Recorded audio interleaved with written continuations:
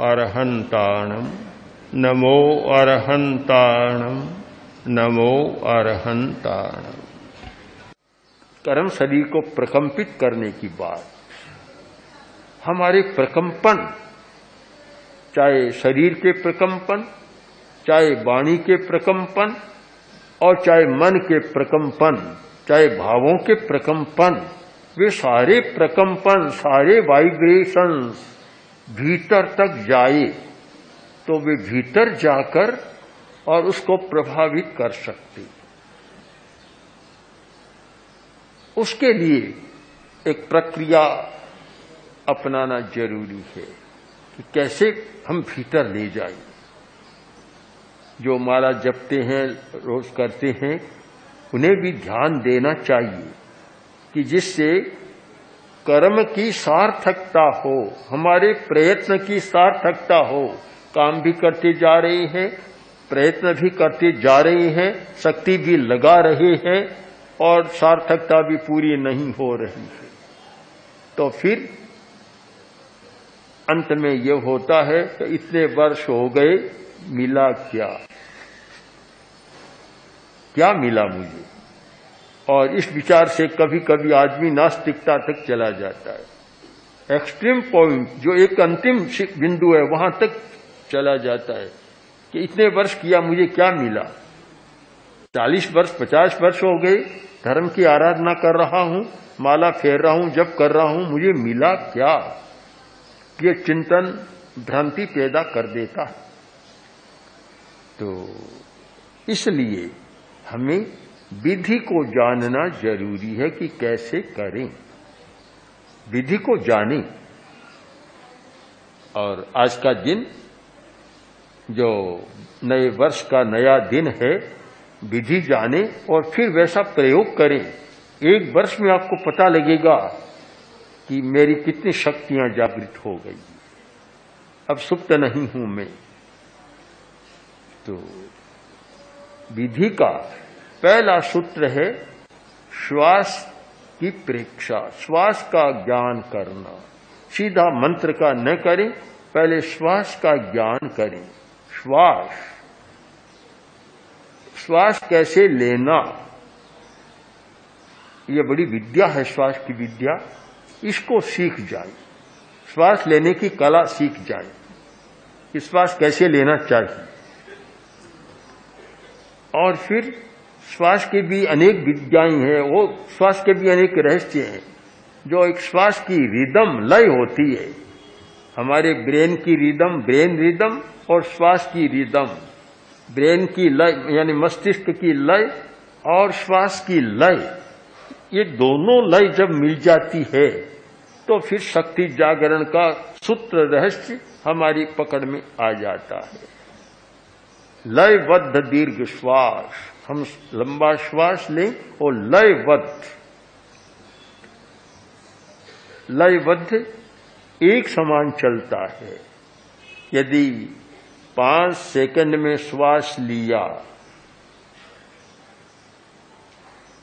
10 second भीतर में रोका और 5 में निकाला, 10 फिर बाहर रोका, एक क्रम शुरू कर दिया।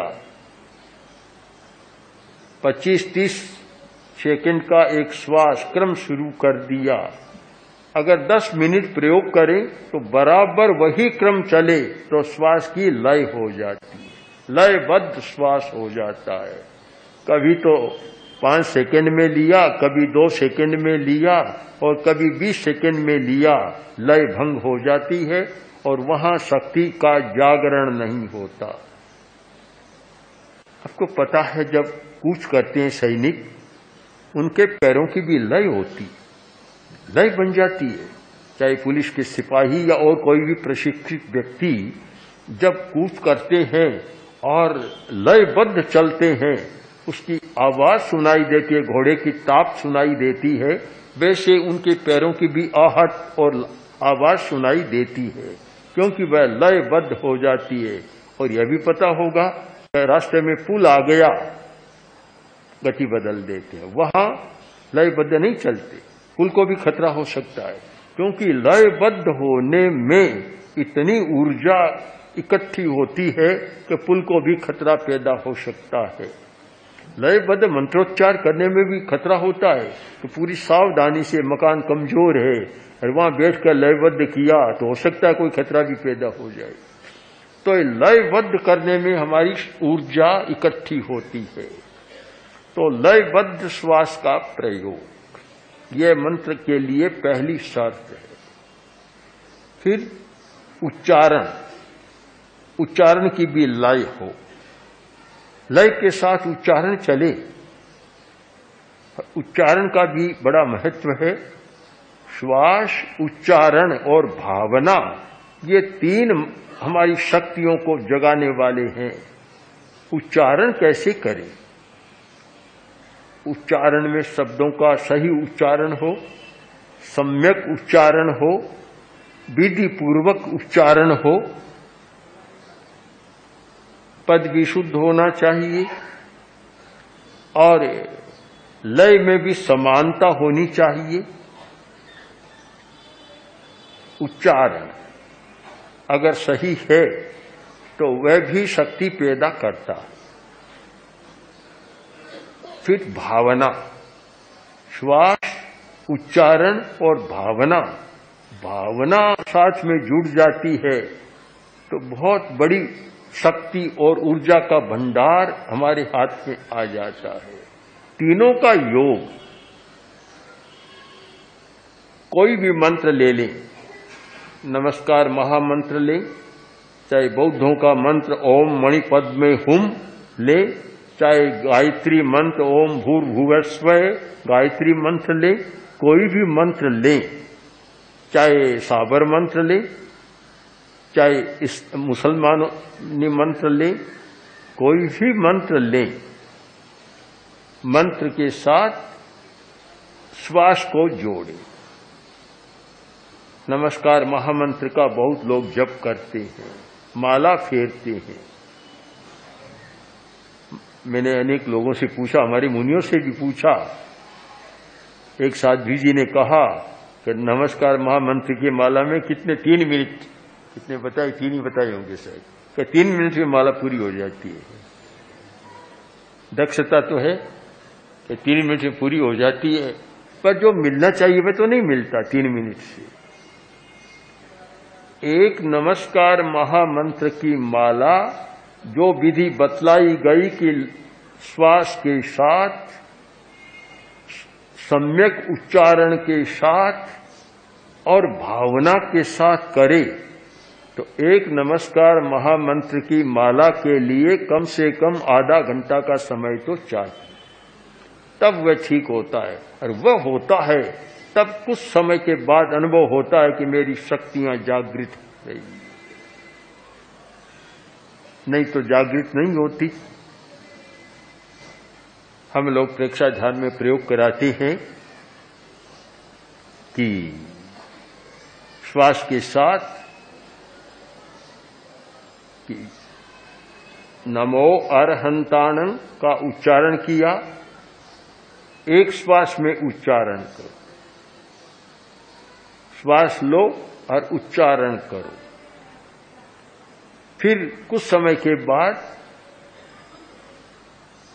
श्वास को और लंबा कर दो, उच्चारण मंद हो जाए। प्रारंभ में तो बोलेंगे नमो अरहंताणं, फिर 5 मिनट बाद नमो अरहंताणं, श्वास बिल्कुल उच्चारण मंद हो जाएगा।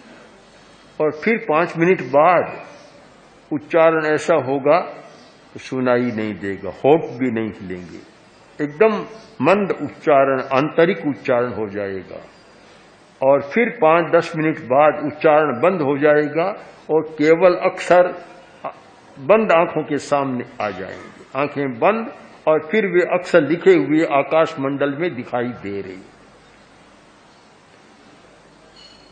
इस क्रम से करें तो आधा घंटा में भी शायद नहीं कर सकते। संख्या से मतलब नहीं है 108 बार करना या कितनी बार करना, कैसे करना, महत्व इस बात का है कि कैसे करना, इस बात का महत्व है। करने का महत्व है पर आज का जमाना तो आज का नहीं, पहले बहुत रहा है दक्षता का जमाना, दक्षता का जमाना, स्किल, दक्षता का जमाना कि दक्षता कैसे उसके साथ जुड़े। तो जब दक्षता आई तो फिर वहां शक्ति का प्रस्फोट होता है, भीतर की प्रस्फोट होता है और सुप्त शक्तियां जागृत होने लग जाती है, ज्ञान भी जागृत होता है, आनंद भी जागृत होता है, आनंद का प्रकोष्ठ भी बंद रहता है, ढक्कन खुल जाता है, आनंद जागृत हो जाता है और हमारी शक्ति भी जागृत होती है।